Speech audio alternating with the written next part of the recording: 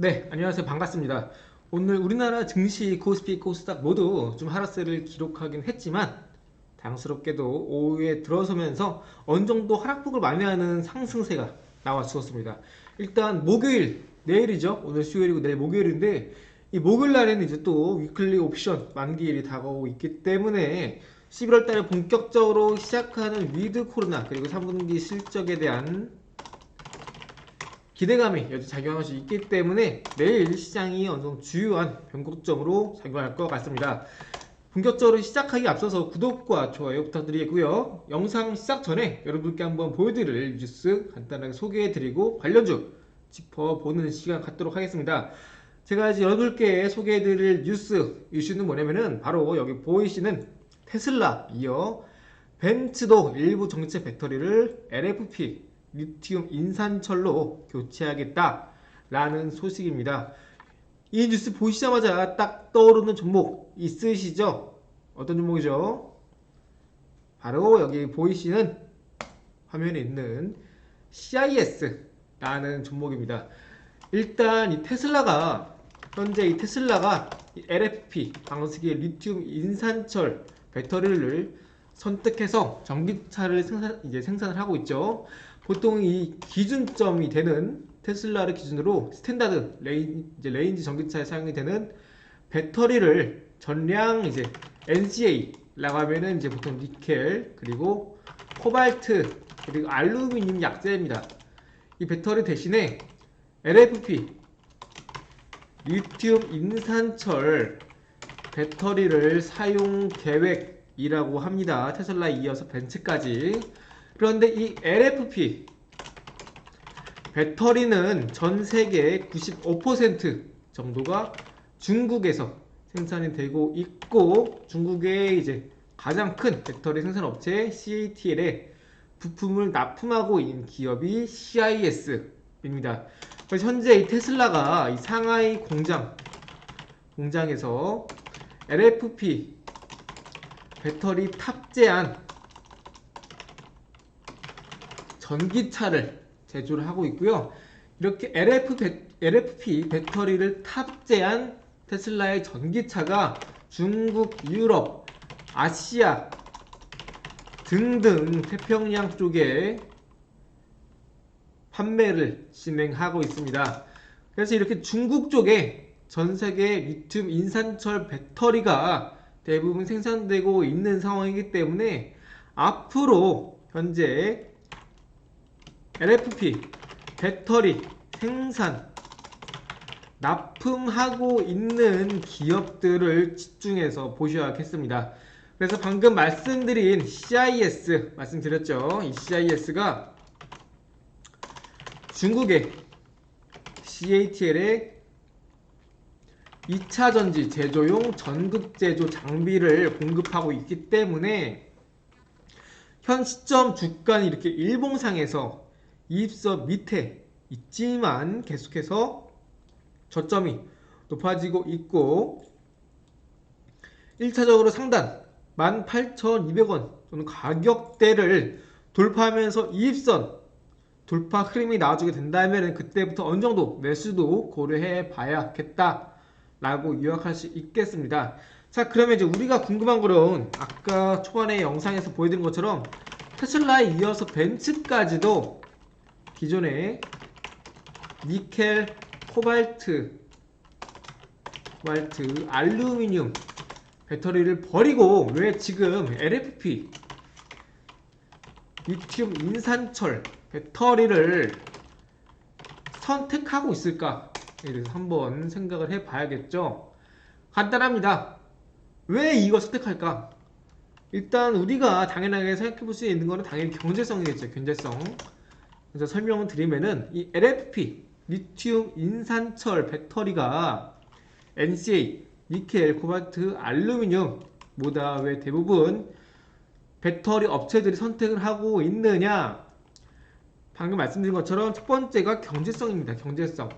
그리고 당연하지만 또 안전성이 뛰어나기 때문에 리튬 인산철을 사용하고 있는 것인데 또 최근에 니켈 가격이 어마어마하게 올랐습니다. 니켈 N이죠, N. 이 니켈 가격이 최근에 7년 중에 최고치를 기록하고 있습니다. 여기에 더해서 코발트까지 가격이 어마어마하게 오르고 있는데, 이 코발트라는 거는 이제 콩고 쪽에서 거의 전 세계 70%의 생산을 담당하고 있는데요. 특히 과거에 2차전 섹터가 한 차례 급등을 보였을 때도 마찬가지지만, 이 콩고 쪽에서 내분이 발생하게 되면서 코발트 생산 차질이 발생하기도 했습니다. 그렇게 되면서 코발트 가격도 급등세를 보인 이력이 있었기 때문에 현 시점 아까 말씀드린 NCA 하면 다시 강조드리지만 니켈, 그리고 C는 카드뮴이죠. 죄송합니다. 코발트, 방금 말씀드린 코발트입니다. 그래서 NCA에 들어가는 이제 원자재 니켈, 코발트 모두 급등세를 보이다 보니까 기존의 NCA 배터리 방식을 채택한 기업들의 입장에서는 원자재 부담이 발생하게 됐고, 이렇다 보니까 아까 말씀드린 안전성 그리고 경제적인 이유로 인해서 NCA를 버리고 LFP 리튬 인산철 배터리를 테슬라뿐 아니라 벤츠까지 선택을 하고 있다. 이런 흐름을 이해하고 계시면 되겠습니다. 그래서 이 CIS라는 기업이 지금 다시 한번 저점에서 어느 정도 매수가 들어오면서 이런 모멘텀으로 인해서 여기 보이시는 18,200원 돌파 또한 앞두고 있는데요. 또 많은 분들이 이렇게 말씀해 주실 것 같아요. 야, 이거 너무 올랐잖아. 이거 매수 어떻게 해? 부담스럽지 않냐? 라고 해 주실 수 있을 것 같습니다. 일봉상에서 보시게 되면은 이 이전의 정고점 있죠? 이전 정고점 부근 이 가격대가 대략 이제 23,300원 정도 되는 것 같아요. 23,350원 정도 되네요. 이 가격대를 일봉상에 이렇게 돌파를 주었었는데요. 근데 일봉상에 이렇게 돌파를 주었으니까 추세는 돌려고 알겠는데 너무 많이 올랐다. 부담스러워. 매수를 못하겠다. 하시는 분들이 계실 것 같아요. 그런데 말씀드리지만 2차전지 배터리 쪽은요, 앞으로도 시장이 오를 때마다 반도체, 경기 민감주죠. 그리고 2차전지 배터리 쪽은 고성장주입니다. 쉽게 말씀드려서 앞으로 시장이 올라가게 되면서 현재 반도체는 이제 빅사이클 호황 국면이 있기 때문에 배터리 이제 반도체가 올라간다 라는 거는 머릿속으로 알고 계실 겁니다. 그런데 과연 이 배터리 쪽이 더 올라갈 수 있을까? 11월 달에 본격적으로 테이퍼링 한다 라는 이슈가 나오고 있기 때문에 점진적인 금리 인상을 진행하게 되면은 고성장 기업들 자금 조달에 있어서 좀 뭐랄까요, 부담이 있지 않을까? 그렇게 되면 이제 고성장주들은 점점 꺾이고 경기 민감주들로 이제 수급이 좀 집중이 되지 않을까 생각하실 것 같습니다. 그런데 이전 영상에서도 제가 강조를 드렸지만 지금 2차전지 섹터 배터리 쪽은요, 이제 막 시장이 개화하고 있는 단계입니다. 유명한 전세계 기업이죠. 스텔란티스도 최근에서야 40조 규모를 투자하겠다고 발표를 했고, 여전히 우리나라 증시는 저점 통과 국면이 있기 때문에 아직까지는 반도체와 2차 전지 섹터가 강대강으로 번갈아가면서 순환매 장세가 나올 수 있고, 지수가 올라가는 한 당분간은 반도체와 2차 전지는 상승 랠리가 이어질 수밖에 없다 라고 인지를 하시면 되겠습니다. 그렇기 때문에 앞으로 테이퍼링 진행한다고 해서 금리 인상, 점진적인 인상이 발생한다 했을 때 이 2차전지 배터리 기업들이 뭐 영업이익이 꺾일 거다? 이런 우려 때문에 아마 방금 말씀드린 것처럼 이제 많은 분들이 좀 배터리 2차전지 쪽은 좀 손을 안 대시지 않을까 생각이 듭니다만, 지금 이렇게 팬데믹 이후에 우리나라뿐 아니라 글로벌 기업들, 특히 미국의 빅테크 기업 FANG죠. 페이스북, 아마존, 애플, 넷플릭스, 구글 등에 해당합니다. 넷플릭스는 최근에 오징어 게임이 대박 히트를 터뜨리게 되면서 신고가를 기록하고 있죠. 이러한 빅테크 기업들이 사실상 팬데믹 이후에 저금리 기조 바탕으로 성장세가 뚜렷하다라는 것은 부정할 수 없는 사실입니다. 그런데 앞으로 금리를 인상 올리겠다고 해서 이러한 업사이클 국면이 다운사이클로 좀 급격하게 극단적으로 업황이 좀 다운된다? 업황이 좀 뭐랄까요? 나빠진다? 이렇게 말하기엔 좀 무리가 있습니다. 지금 상황은 지수가 상승세를 보이고 있고 글로벌 증시 전반적으로 주요 상장사들의 영업이익이 영업성장 전망이 상승하고 있는 것은 경기 민감, 반도체, 해운, 철강 다 포함해서 2차 전지도 같이 포함이 됩니다. 그렇기 때문에 지금 영업이익이 성장세를 보이고 있긴 하지만 금리 인상을 진행한다고 해서 이러한 이익이 꺾인다기보다는 속도가 과거에서 이제 50의 속도로 성장세를 이어갔다면은 금리 인상이 나타났을 때는 성장 속도가 조금 다운되는 것일 뿐 여전히 영업이익 성장 추세는 여전히 우상향이 유효하다 라고 보시는 게 맞겠습니다. 얼핏 보면 당연한 겁니다. 여러분 한번 생각을 해보세요. 자, 반박 전문가 출동합니다. 작년 2020년 팬데믹이 터지고 나서 경제가 어마어마하게 침체가 되었습니다.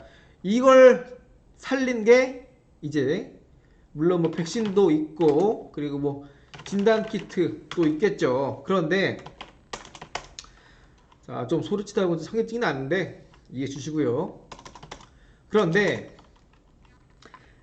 팬데믹 이후에 올해 상반기까지 전년 동기 대비 억눌려 왔던 수요가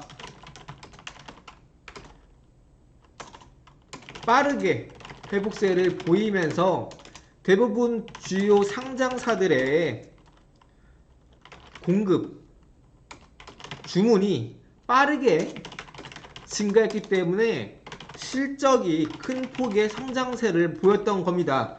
그런데 지금 하반기에 들어서는 이렇게 올해 상반기 대비 하반기에는 폭발적인 성장이 힘들다. 왜?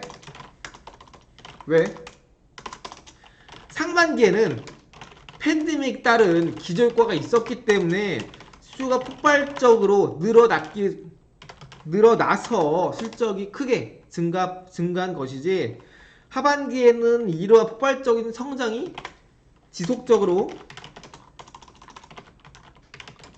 이어질 수 있을까에 대한 의문이 있는 겁니다. 여기에 더해서 델타 변이 바이러스까지 터지게 됐고 중국 헝다그룹 파산 그리고 중국의 공장 대부분 셧다운. 이건 뭐죠? 원자재난. 호주랑 싸웠잖아요. 그죠? 그리고 여기 더해서 물류 대란까지 이어지고 있기 때문에 최근에 시장이 이렇게 끝도 없이 급격하게 빠지게 된 겁니다. 그런데 아까 말씀드린 것처럼 이러한 이슈들은 현재 시장에서 어느 정도 반영이 됐기 때문에 한 번 터진 악재는 더 이상 시장에서 악재가 아닙니다. 그렇기 때문에 이미 충분히 하락한 만큼 시장은 이제 작은 호재에도 민감하게 반응하면서 상승으로 이어질 가능성이 높다. 그렇기 때문에 현 시점에서 중장기적 관점을 보았을 때 우리나라 증시 더 올라갈 가능성이 높고 이러한 것은 결국에는 실적이 뒷받침해 준다. 상반기에 이러한 호실적 기대가 되었지만 현재 하반기에 증시가 빠져도 너무 많이 빠졌기 때문에 앞으로 실적 3분기, 4분기에 대한 기대감 여기 더해서 물류 해순환과 더불어서 여전히 우리나라 증시는 펀더멘탈적으로 양호하고 실적도 성장세를 이어가고 있기 때문에 더 올라갈 수밖에 없고 그 가운데서도 아까 뉴스 보여드린 거 있죠? 이러한 모멘텀이 있기 때문에 여전히 증시는 상승으로 무게를 잡고 가셔도 괜찮겠다 라고 요약을 할 수 있겠습니다. 자, 그래서 여러분들이 시장을 보실 때 물론 지금 시장 보는 것도 좋겠지만 어떤 종목 매매를 할 때 지금 시장은요 올라가는 종목이 더 올라가는 장세입니다. 최근에 말씀드린 덱스터 있죠? 영상에서 다루어 들었습니다. 그때 시점이 아마 22일 금요일 월요일 이때쯤입니다. 아직까지 목표가는 도달하지 않았고 넷플릭스가 투자하겠다는 5천억 이 자금은 덱스터의 시가총액을 고려했을 때도 여전히 주가는 저평가되어 있다 말씀드렸습니다. 그때를 보지 않더라도 덱스터가 전일 종가 기준으로 시가총액이 5천억이기 때문에 오늘 오른 것을 한 10% 하면은 이제 한 6천억이 채 안 됩니다. 여전히 주가는 상승 여력, 탄력이 충분하다 라고 판단이 되기 때문에 오르고 있는 종목에 올라타는 장세가 지금 맞습니다. JYP 엔터도 마찬가지고요. JYP 엔터는 제가 하이브랑 같이 말씀드렸었는데 그때도 아마 14일쯤일 겁니다. 그래서 일주일 만에 지금 상승률이 어마어마하죠. 이때 기준으로 고가까지 거의 30%까지 상승세를 보였습니다. 우리 VIP 분들도 들고 계신 종목이기 때문에 꼭 집중해 주시고요. 자, 그래서 오늘 영상 여기서 마치도록 하겠고요. 도움이 되셨다면 구독과 좋아요 부탁드리겠습니다. 오늘 영상 여기서 마칠게요. 감사합니다.